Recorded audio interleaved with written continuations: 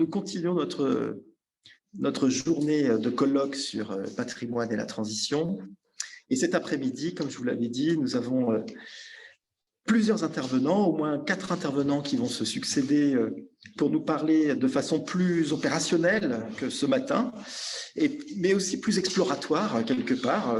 En tout cas, c'est une des perspectives, parce qu'il y a aussi il y a des projets, puis il y a des recherches-actions. Et puis, nous finirons la journée avec une discussion qui rassemblera là aussi un certain nombre de paysagistes qui nous feront part de leurs expériences justement à caractère exploratoire. Mais en premier lieu, donc, je suis très heureux parce que j'ai aperçu Michel Desvignes. Merci de ta présence, Michel. On est heureux de t'accueillir. Tu es paysagiste, bien connu, de dimension internationale. Tu enseignes à Versailles, à Lausanne, aux États-Unis. Et là, tu vas nous faire part de ton expérience qui concerne le bassin minier du Nord et du Pas-de-Calais, autour de la chaîne des terris ou de la chaîne des parcs de l'Artois. Tu vas nous raconter comment ça s'appelle. Figure probablement intéressante de paysage parce que de très grandes dimensions, qui rappellent probablement les systèmes de parcs dont a pu parler Jean-Claude Nicolas le Forestier ou ceux de Olmsted aux États-Unis. J'imagine que tu vas nous raconter tout ça et ça nous intéresse beaucoup. Je te laisse la parole, te présenter peut-être de façon plus précise si tu le souhaites, et puis tu enchaînes. Très bien, merci. Donc effectivement, d'abord, à qui est-ce que je m'adresse? C'est juste une question bête, mais qui sont les participants? Alors, ce matin, il y avait entre 120 et 130 participants. Cet après-midi, je pense que c'est pareil. Il y a un peu plus de 100 participants qui t'écoutent. Et donc, écoute, les gens sont d'horizons très, très divers. Il y a des gens qui viennent du monde du patrimoine, très probablement. Il y a des gens qui viennent du monde de l'énergie et de l'écologie, autour des questions de transition. En tout cas, c'est ce qui les intéresse. Il y a des gens qui viennent du paysage, tout simplement, si j'ose dire, par rapport à ton propre métier. Et puis de l'enseignement, il y a des développeurs, il y a des énergéticiens, voilà, et donc probablement des associations, etc., etc. C'est très mêlé. Très bien, merci. Comme ça, je comprends mieux. Donc, ce ne sont pas que des étudiants. Très bien. Écoutez, je vous propose de commencer. Je vais vous montrer une expérience parmi 3 autres. D'ailleurs, j'ai la chance de travailler sur 3 grands territoires en mutation. C'est évidemment tout le bassin minier français, on va voir dans quelle dimension, mais c'est également la frontière entre la France et le Luxembourg.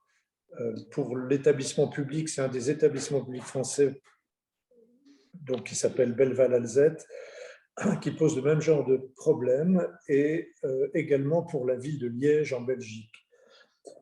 Donc, on va voir une série, je vous dirai de passer l'image, mais on va voir en effet, pour ce qui concerne Rallens, une expérience intéressante parce qu'elle est déjà longue.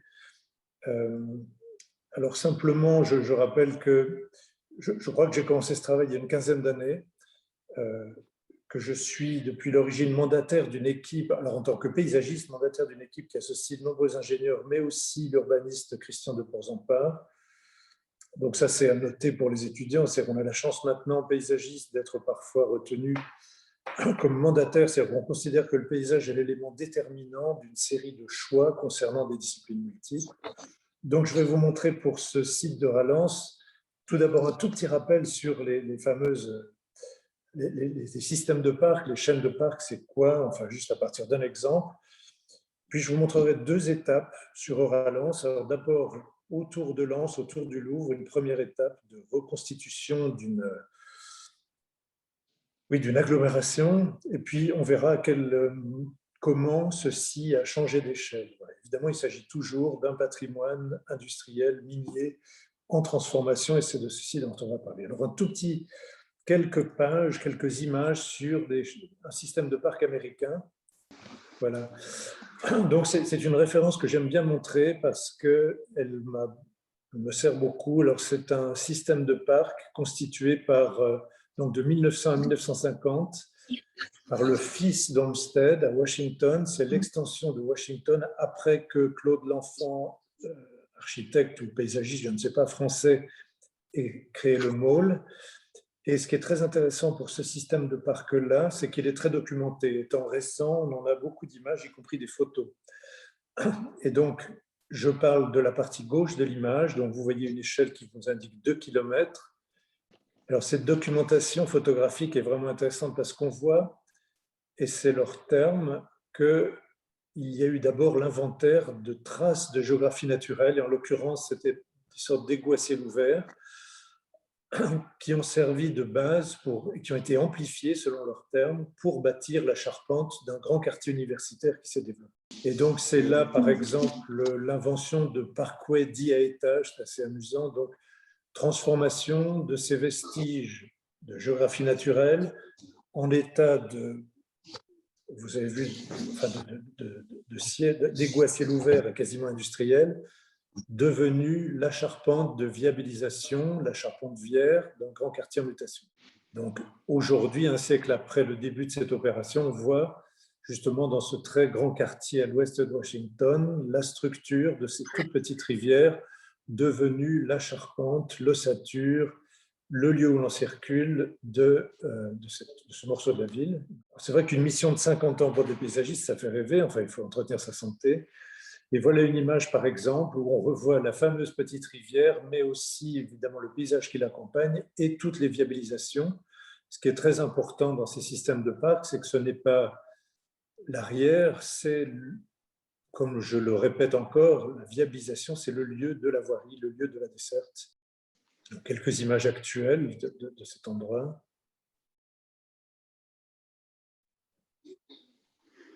Et donc, c'est intéressant de voir qu'en effet, il s'agit de déplacements. Et donc, on passe à Lens centralité. Donc, 1200 hectares. Je ne vais pas tout vous dire, sinon on a pour très longtemps. Donc, Lens est une ville bien connue par son stade, mais effectivement par son paysage minier, son territoire minier, dont vous voyez là 2 exemples de terrils. Et ce qui nous a amené là, vous voyez de nouveau le stade, mais vous voyez le Louvre en construction en tout cas, ou quasiment construit.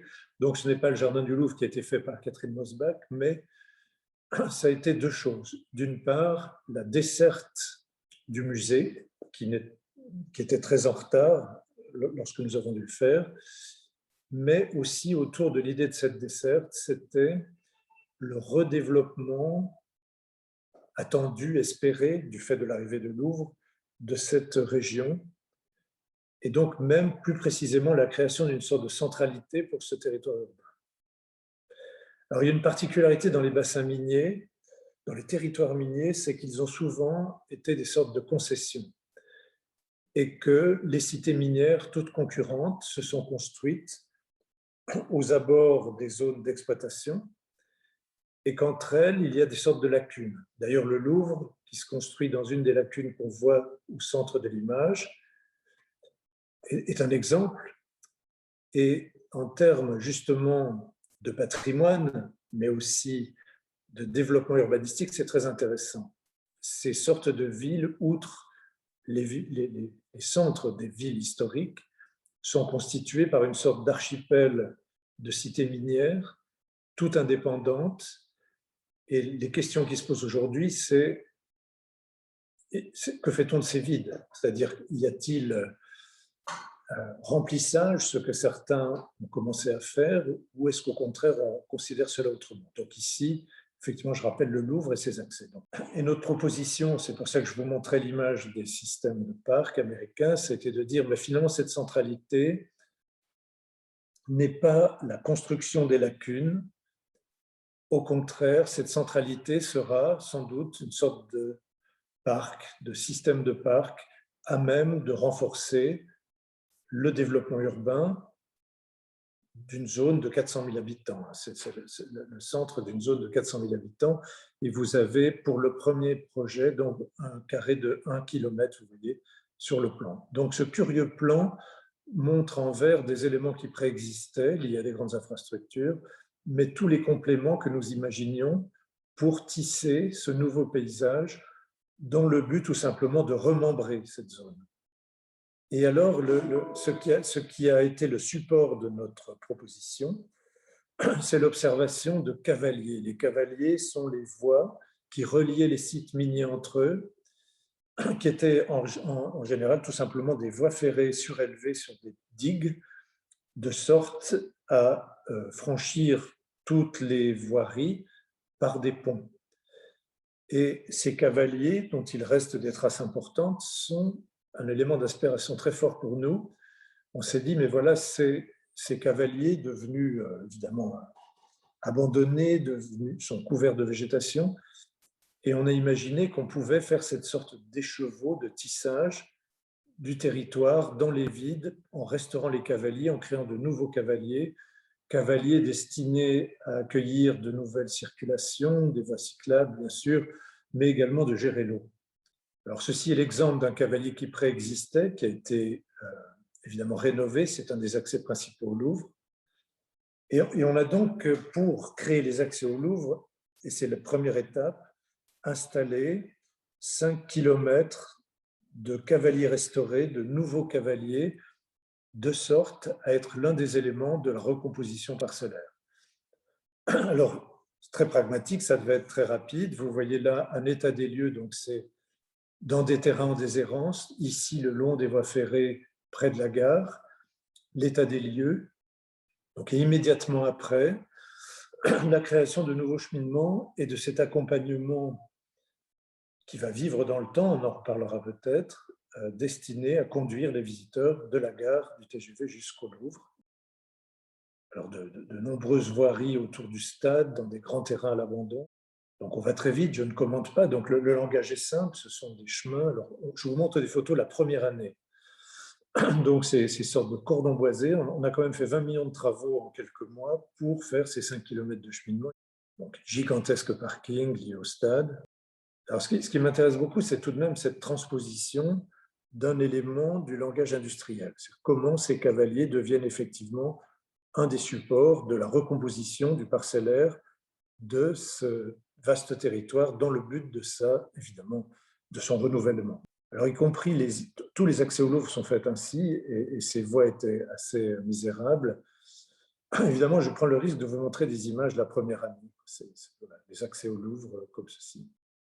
Et ceci est une maquette qui montre justement ce premier maillon, ce premier élément du petit système de parc, donc à l'échelle de Rallens Centralité.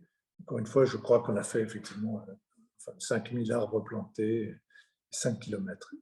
Et vous avez un certain nombre d'images, alors qui montrent d'ailleurs une écriture excessivement simple, mais très dense, très généreuse, je pense. Et ce qui est quand même le plus important à dire, on va revenir sur une carte, ça c'est effectivement en jaune les terrains, du coup mutables, les terrains qui peuvent être redéveloppés. Et en effet, tout près du Louvre, Richard Rogers a construit un lieu pour la restauration des œuvres du Louvre, etc. Enfin, il y a effectivement un redéploiement de l'activité, de l'habitat autour de cet écheveau. Encore une fois, c'est intéressant d'imaginer un remembrement comme un remembrement agricole où on a besoin de transformer la taille des parcelles et leur accès. Et cette sorte de petit système de parc est l'une des composantes du remembrement et qui d'ailleurs s'inscrit dans la logique de certains cours d'eau et de certains fossés. Donc c'est presque un système naturaliste qu'on installe. Dans l'autre direction, c'est évidemment la géométrie des parcellaires qui nous sert pour les redécomposer, enfin pour redécomposer ces fameuses parcelles. C'est intéressant d'imaginer cette métaphore que, tout comme il a été fait des remembrements parcellaires, parfois en négligeant l'écriture paysagère, dans des milieux urbains en mutation, dans des milieux industriels en mutation, c'est un peu la même problématique au fond. Comment transformer des parcelles? Mais ce qui est très intéressant dans le système, c'est que vous avez vu les lacunes en vue aérienne qui constituaient les arrières des parcelles, et avec cette vision, avec ces nouveaux chemins, ces arrières sont devenus les avants. C'est-à-dire qu'on chemine à l'arrière des parcelles et on a complètement valorisé l'arrière des parcelles. C'est donc pratiquement un retournement de ce tissu. Donc, plutôt que de combler les vides, on a donné de la qualité aux vides, de sorte que ce qui était l'arrière devient une façade, et une façade à reconstruire, une façade à redévelopper. Alors, on va voir quelques exemples. Alors ça, c'est le parking justement du Louvre d'une part, mais aussi du bâtiment pas encore construit sur cette image pour la restauration du Louvre, le bâtiment de Rogers. Et ça, c'est un des exercices faits avec Christian de Porzampar. Donc, dans de nombreux quartiers, dans ces cités, il y a l'idée de leur densification, tout en gardant leur esprit. Alors moi, c'est des choses que j'avais pu observer à Sydney. À Sydney, il y a des quartiers qu'avaient fait les Britanniques qui ont été densifiés par l'arrière de nouveau. C'est-à-dire qu'il y avait des chemins à l'arrière des parcelles qui ouvraient, qui desservaient des sortes de garages. Et en fait, l'idée est de transformer ces garages en habitations, enfin de remplacer ces garages par des habitations, et c'est une manière de densifier ce tissu sans en perdre les qualités. Alors c'est un peu ironique, mais effectivement, c'est de nouveau en retournant le tissu qu'on s'adresse à à ce patrimoine, parce que ces cités sont classées au patrimoine mondial de l'UNESCO, elles sont très précieuses, et cette densification donc peut se faire en partie par ce système-là, le paysage étant de nouveau le support de la mutation. Donc, je ne commenterai pas tout, vous voyez le même genre de dispositif de densification par une inversion du tissu et par un traitement, évidemment une intervention sur le paysage assez généreuse. Bon, je ne commente pas, c'est le même genre de dispositif, mais vous voyez, ce qui est intéressant tout de même, c'est nous avons vu l'échelle d'une structure, d'un système de parc sur quelques kilomètres pour la structure de cette nouvelle centralité, mais ceci s'est décliné pendant des années à toutes les échelles et on a accompagné la mutation de chaque parcelle également. Bon, je ne commente pas tout.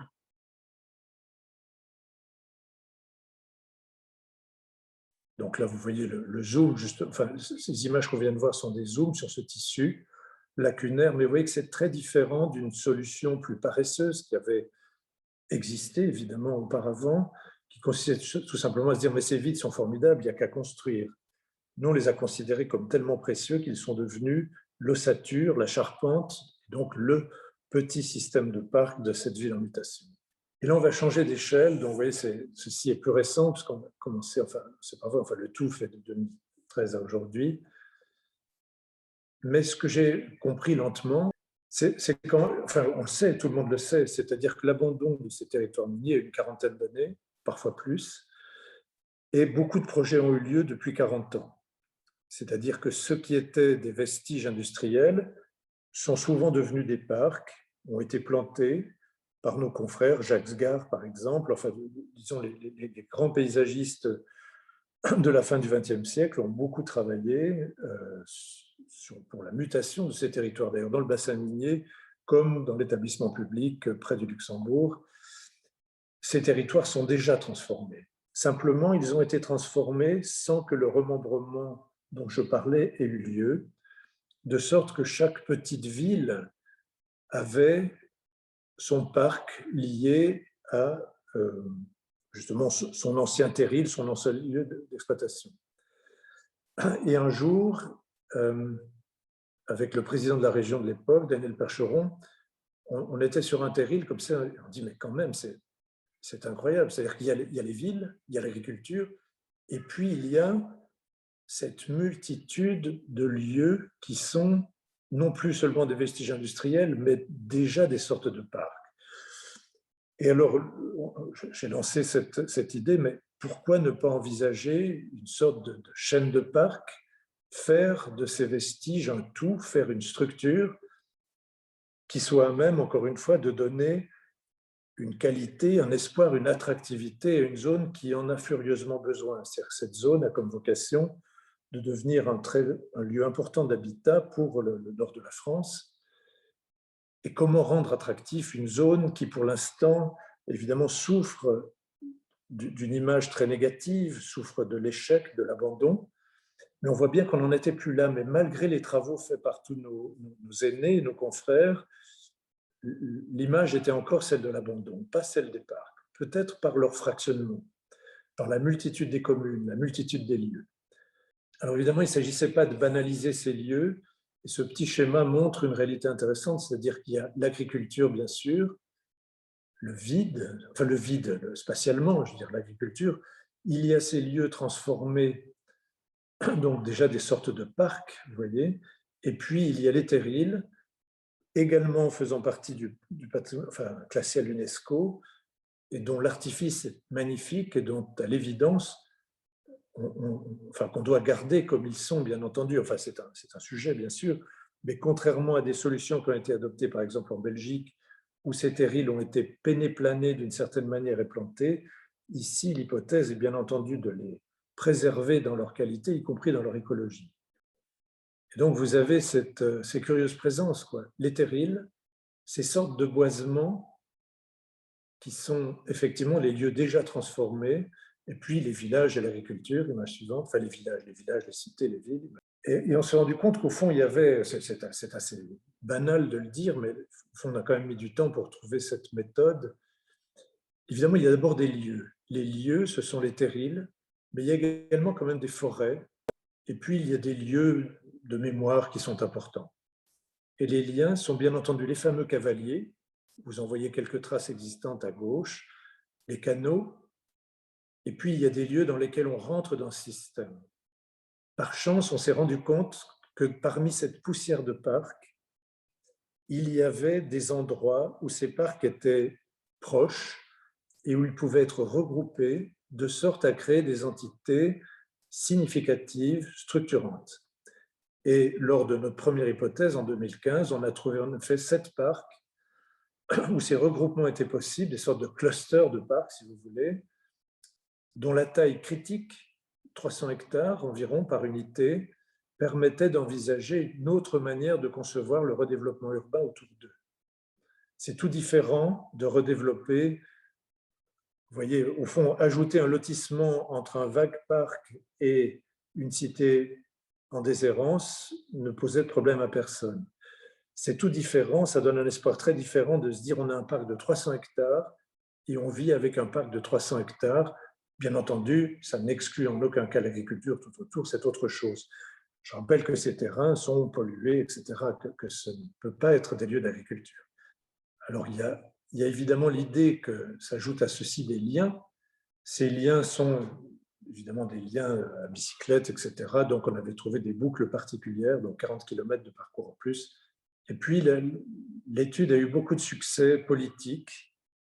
Et c'était même assez touchant parce qu'il y a sur ce bassin minier une centaine de communes. Donc, on s'est trouvé dans des réunions avec une centaine d'élus qui ont tous adhéré à cette vision et qui n'est pas du marketing, je tiens à le dire, et on va voir un exemple. Il s'agit vraiment d'une transformation. C'est-à-dire qu'aujourd'hui, ces grands parcs n'existent pas. Ils nécessitent des liens entre eux, ils nécessitent surtout d'autres modes de gestion. Il n'y a pas d'argent et pas d'argent à venir, et donc c'est une autre manière de gérer. Il s'agit vraiment d'une intelligence collective pour faire de ces poussières de parcs de grands parcs plus simples. Par exemple, au lieu d'avoir un parc avec sa clôture, son chemin, un entretien de parc presque urbain, une fois qu'on les a regroupés, c'est dire qu'une bonne partie va redevenir plutôt naturelle. La gestion sera plutôt, c'est déjà le cas dans certains d'entre eux, par les organismes qui les gèrent, mais il y aurait justement une gestion commune avec beaucoup d'endroits laissés aller plutôt avec un développement naturaliste, et puis quelques lieux précis et quelques cheminements précis mis en commun. C'est donc une recomposition totale des usages, de la gestion, qui permet en commun de bâtir ces, alors aujourd'hui, 11 grandes unités d'environ 350 hectares pièce. Pour vous donner une idée, enfin vous le savez, le Bois de Boulogne, c'est 600 hectares, donc 350 hectares. Parc du Saussay de Corajou, 200 hectares. Donc 350 hectares, c'est pas mal. Or, aujourd'hui, personne n'a cette conscience. Il y a même dans l'imaginaire collectif des blocages. On ne va pas sur ces terrils qui étaient autrefois interdits d'accès et les parcs petits n'ont pas donné toujours ces nouvelles pratiques. Elles existent, mais elles sont restées très, très mesurées. Alors, je vais vous montrer un cas pour montrer un peu, d'ailleurs très en amont, ce qu'on entendait par ceci. Alors évidemment, les chemins ont progressé, on est à 420 km d'itinéraire, donc les voies d'eau, par exemple. Alors oui, on va voir un cas qui s'appelle Souchet-Aval, voilà. Donc ça, c'est notre proposition, donc, qui regroupait toute une série de vestiges et de boisements le long, et de choses déjà transformées en parc le long d'un canal. Ceux-ci n'étaient pas reliés, Et l'idée de se dire, voilà, ceci est un tout. D'ailleurs, il y a eu, avec nos prescriptions, un concours de maîtrise d'œuvre, et des maîtres d'œuvre sont en train de transformer ce lieu pour en faire ce grand parc unitaire. Donc, vous voyez la multitude des communes qui fait que chacune avait son petit parc, quoi. Souvent avec des clôtures entre eux. Donc, c'est assez simple, hein, en réalité. Vous voyez, c'est cheminer le long du canal, révéler le parc canal, mettre en valeur des points d'intensité. Enfin, il y a des lieux plus ou moins intéressants, évidemment. Enrichir les pratiques liées à l'eau, connecter le canal à son contexte, donc à toutes ces communes, c'est-à-dire que ce ne soit plus des arrières de nouveau, mais que ça devienne l'avant des quartiers existants et naturellement des quartiers transformés et des quartiers à venir. Donc, par exemple, création d'un chemin le long du canal, restauration d'un pont, ce sont des interventions modestes. Par contre, la vision est très ambitieuse. Donc, vous l'imaginez, les mêmes cheminements que nous avions faits à l'échelle de Rallens Centralité, là, il s'agit de les faire à une échelle plus importante. Donc, encore une fois, tout un ensemble de transformations assez modestes, mais qui donnent vie à cet ensemble-là. Et puis, je crois que j'ai terminé. On voit quelques images de choses en train d'être transformées, justement. Alors, on a choisi des images qui sont jolies. Je termine avec ces images, puis j'essaie de faire une conclusion un peu intelligente si j'y arrive. Voilà, vous connaissez. Donc ça, c'est ce parc en transformation. On peut ça, je crois que c'est la dernière image, et je m'arrête sur cette image justement pour ce commentaire. Donc, vous voyez l'importance de ces nouveaux boisements. Et effectivement, on est arrivé aujourd'hui à 4000 hectares. Alors ça c'est de la communication pour politique, mais on a 4000 hectares de nature dans le bassin minier. Donc, encore une fois, qui ne sont pas l'agriculture et qui ne sont pas les villes. Et c'est une transformation complète du regard de ces personnes, de ces habitants. Dire là où on avait tout un ensemble de vestiges, on se trouve aujourd'hui avec 4000 hectares de lieux transformés. C'est presque une situation de paysage de montagne, où effectivement tout ne peut pas être cultivé, tout ne peut pas être construit, où il y a cette espèce de... Et ici, c'est un héritage presque accidentel. Là, on est passé du vestige industriel, de la douleur de l'abandon, à une chose extrêmement positive. Et pour ceux qui sont maintenant en charge de redévelopper ces villes, évidemment, c'est tout différent. Construire des villes avec ces parcs de 350 hectares reliés entre eux, composant un ensemble de 4000 hectares, comme ils disent, de nature, évidemment un atout extraordinaire. Alors, notre intervention à nous, finalement, vient compléter ce que tous nos aînés et collègues ont fait, avec par contre une vision territoriale quand même très franchement nourrie de ces systèmes de parcs américains. Moi, j'ai vécu aux États-Unis, j'ai effectivement enseigné depuis une vingtaine d'années à Harvard, et on voit bien quand même que en pratiquant ces lieux, que nous n'avons pas eu, même si Nicolas Le Forestier a eu des écrits extraordinaires et quelques amorces, mais il n'y a pas eu cette ampleur de ces charpentes paysagères à l'échelle de très grandes agglomérations. Et c'est possible. Ce que montrent ces exemples existants aux États-Unis, c'est qu'évidemment, c'est possible. Et aujourd'hui, nous pouvons, nous, grâce finalement à ces vestiges industriels, à rebours, recomposer ces lieux, ces sortes de villes. On parle de 400 000 habitants, c'est considérable, grâce à ces structures industrielles transformées en paysages. Donc, c'est effectivement une mutation très heureuse qui a pris 40 ans. Ce qui est intéressant, c'est que je me rends compte aujourd'hui, ayant été appelé, comme je vous le disais, près du Luxembourg et à Liège en Belgique, on est dans la même situation. D'autres déjà ont transformé des éléments en parcs. Mais cette vision territoriale, l'idée qu'une structure puisse être déterminée par tous ces vestiges déjà transformés, n'existait pas encore. Même dans la Ruhr, je ne crois pas que ce soit la vision qui a eu lieu. Il y a de très beaux et grands parcs dans la Ruhr. En revanche, l'idée que ça constitue une véritable ossature, je pense, est un peu nouvelle, en tout cas en France, et est assez réjouissante. C'est une mutation heureuse. Et très franchement, le succès politique et populaire que cela a eu et continue à avoir est vraiment très agréable. Voilà, je crois que j'ai terminé. Je ne sais pas où j'en suis de mon temps, mais sans doute... Voilà, merci Michel. C'était tout à fait intéressant de t'entendre, notamment parce que tu n'as pas pu participer ce matin au premier débat de la journée, mais Nous avons eu une première intervention ce matin de Hélène Melin qui racontait un petit peu l'évolution, qui préparait en quelque sorte aussi ton travail, si j'ose dire, parce que c'était une évolution des regards et presque une inversion des valeurs qui s'est opérée à la faveur de l'inscription de l'ensemble de tout un système, notamment de la chaîne des terris au patrimoine mondial de l'UNESCO. Et dans ton intervention, ce que je trouve intéressant, c'est que cette évolution du regard s'accompagne, ce retournement même de valeurs, hein, quelque part, des lieux un peu de la défaite, du chômage, de la fermeture, de la pollution, etc., qui se retournent en objet d'intérêt déjà avec les terrils. Toi, tu le complètes quelque part, ça va au-delà vers la transformation physique, le retournement des tissus, je reprends l'expression que tu as employée, est quand même intéressante parce que ça marque aussi, d'une certaine manière, ça concrétise, si j'ose dire, dans la réalité vécue, hein, et sensible pour les populations, cette inversion d'abord culturelle, si j'ose dire, mais au départ un peu immatérielle. Voilà, donc ça vient d'une certaine manière prolonger un peu les débats, ça vient raconter la suite de l'histoire en quelque sorte.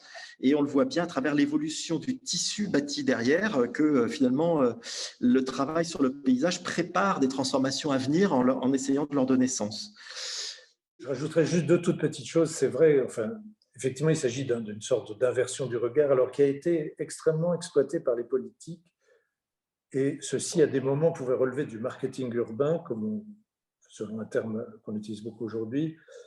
Mais je crois très sincèrement que c'était bien au-delà. C'est-à-dire, physiquement, je suis convaincu que ça a vraiment ce rôle de support pour des nouvelles voiries, enfin, voirie n'est pas le mot, pour les nouveaux modes de transport, de nouvelles modes de parcours, d'expérience de ce site, est une réalité physique, mais ça a vraiment, enfin, je pense qu'il y a une vraie adhésion de la population, il y a une vraie lisibilité du phénomène. Alors évidemment, on a la chance d'arriver après. Dire ce discours-là, il y a 40 ans, n'aurait eu aucun sens, on n'aurait pas été capable de le faire parce que, je le dis pour tous, c'est très important, les investissements qui ont été faits pendant 40 ans pour toute cette poussière de parc sont considérables. Ce sont des sommes qu'on ne saurait pas évidemment trouver en une étape. Nous avons la chance aujourd'hui, mais c'est fréquent dans beaucoup de territoires industriels, on arrive plus d'une génération, une génération et demie après les mutations, et donc les situations, si j'ose dire, sont mûres pour ces inversions physiquement palpables, mais aussi psychologiques. C'est-à-dire qu'aujourd'hui, oui, le temps a passé, il y a une acceptation de cette transformation-là. Donc c'est très intéressant. Et puis deuxième chose tout de même, c'est que l'écriture de ces parcs est un vrai sujet. La chance, d'une certaine manière, c'est que les moyens modestes qui ont été donnés pendant 40 ans, comme le montrent ces images, ont permis d'avoir une écriture excessivement simple et donc pratiquement naturaliste. Ce n'est pas le cas, il y a quelques exceptions. Certains de nos confrères, très formellement inspirés, ont malheureusement, maladroitement marqué des endroits qui sont aujourd'hui datés et fortement désuets. C'est une nouvelle couche de désuétude sur les friches industrielles.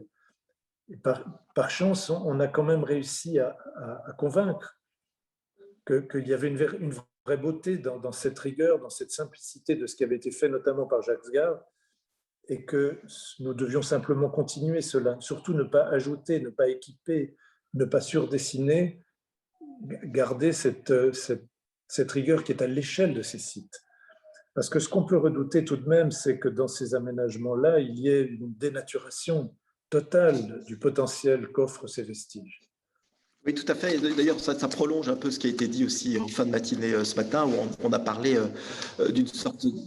je ne sais pas si on a employé le mot exactement comme ça, mais on a parlé d'une sorte d'intelligence territoriale à travers l'économie de moyens, enfin l'économie qui permet d'une certaine manière de coller au plus près des ressources en place d'un site ou d'un territoire.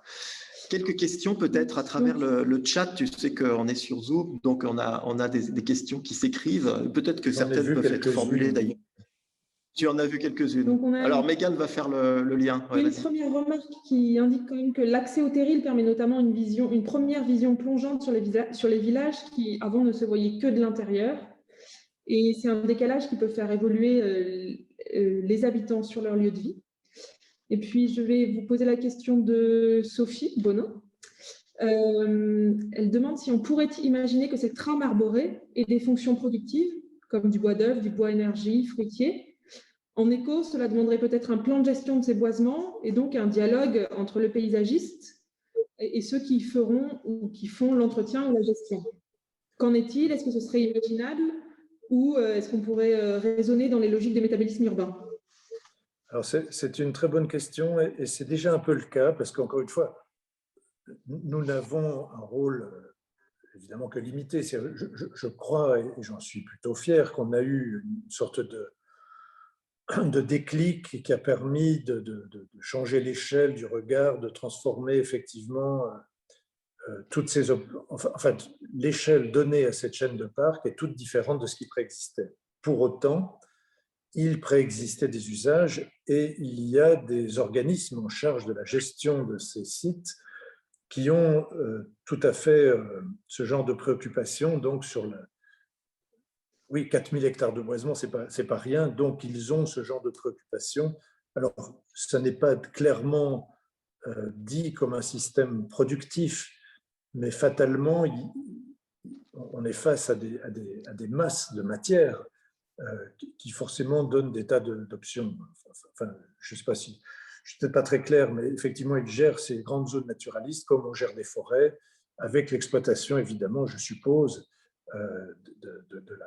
de ce qui est recueilli, enfin de ce qui est collecté lors des coupes.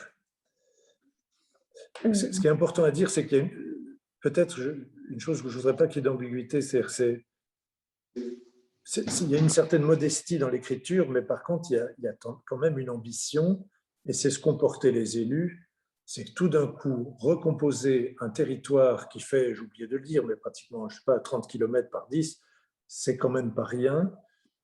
Donner de l'attractivité à de telles zones est une ambition politique, économique extrêmement importante, vitale vraiment. Donc, ce n'est pas du bricolage. On est vraiment dans ce sont des projets de grande importance et malgré tout, les budgets donnés pour ces transformations ont été et restent considérables. Donc c'est important parce que je ne voudrais pas introduire ces malentendus. Je trouve qu'on a retrouvé là l'ambition de la création des systèmes de parcs américains et ça nécessite d'ailleurs des moyens importants. Je vois que dans l'est de la France, dans cet établissement public Belleval-Alzette, on est peut-être face à trop de limites budgétaires. Alors heureusement, le Luxembourg investit également. Mais ça suppose évidemment des grands moyens. Ce sont des vrais projets de société qui ne relèvent pas du bricolage. C'est tout d'un coup une très forte ambition. Et là, le président de la région, à l'époque, Daniel Percheron, avait vraiment une immense ambition pour cela. Et je suis très heureux de voir que je crois qu'on est à déjà trois de ces grands parcs en recomposition. Oui, non, mais l'ambition ne fait aucun doute quand effectivement tu rappelles les mensurations, si j'ose dire, de la chose.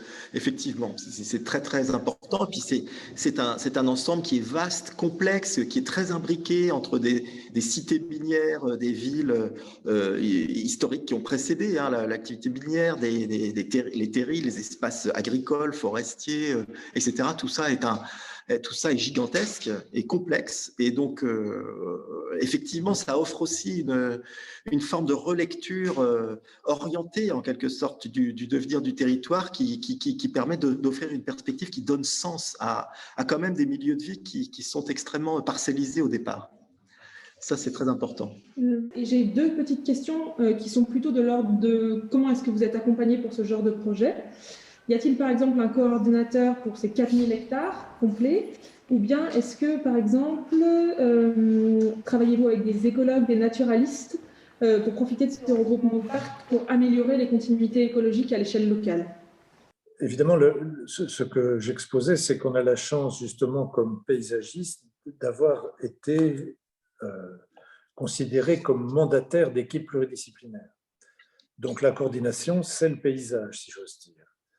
Il y a bien entendu, ça c'est pour ce qui est de la maîtrise d'œuvre, pour ce qui est de la maîtrise d'ouvrage, bien entendu, il y a une multitude d'institutions. Enfin, on s'adresse là à des territoires vastes, et donc il y a des échelles régionales, locales, il y a évidemment tout un... Parmi le millefeuille, on a déjà une stratification importante qui évidemment a la responsabilité de ce territoire. Pour ce qui est, les écologues sont très importants, bien sûr, et donc dans ces équipes de maîtrise d'œuvre, il y a, alors dans la nôtre, des écologues, mais dans tous ceux qui interviennent également. Et évidemment, l'opportunité est donnée. Par exemple, il n'est pas évident de faire accepter la transformation d'entretien. Au fond, il y a des équipes de jardiniers qui avaient pris l'habitude pendant des dizaines d'années d'entretenir certains parcs, un peu sur le modèle qu'ils ont de parcs urbains, comme je le disais. Et aujourd'hui, on leur dit c'est tout différent. Il y a 80% de votre surface que vous laissez se développer librement et vous mettez vos moyens pour nettoyer, entretenir, comme vous le faisiez, uniquement certains lieux le long du canal, le long de chemins, autour d'une clairière commune, par exemple. Enfin, je simplifie, je caricature. C'est compliqué, donc effectivement, tout le monde est bienvenu pour faire partager cette transformation du regard, mais aussi des pratiques. Et par exemple, je prendrai plutôt l'exemple, évidemment, on progresse de projet en projet, et aujourd'hui, dans le projet que nous développons pour l'établissement public Belval-Alzette, donc dans l'est de la France, on est accompagné aussi par des agences comme Ville Ouverte, qui fait de la participation, et chaque chose que l'on fait, bien entendu, nous devons le partager avec une multitude de partenaires. Tout se fait beaucoup d'ailleurs par des cheminements, des explorations communes pour partager pour voir. Et vous voyez, le fait, par exemple, de comprendre ces retournements, ces inversions de regard, évidemment, il faut être sur les sites pour le faire. Tout d'un coup, les gens voient autrement. Donc, j'espère que j'ai répondu. Mais bien sûr, il y a beaucoup d'écologues, il y a énormément de compétences nécessaires, mais encore une fois, je rappelle, des paysagistes aujourd'hui peuvent prétendre, en effet, ce n'était pas le cas il y a 30 ans ou 40 ans, on peut prétendre être les décisionnaires pratiquement de toute cette stratification de compétences, comme ça a été le cas d'ailleurs de nos confrères américains d'il y a un siècle. Très bien, merci Michel. Le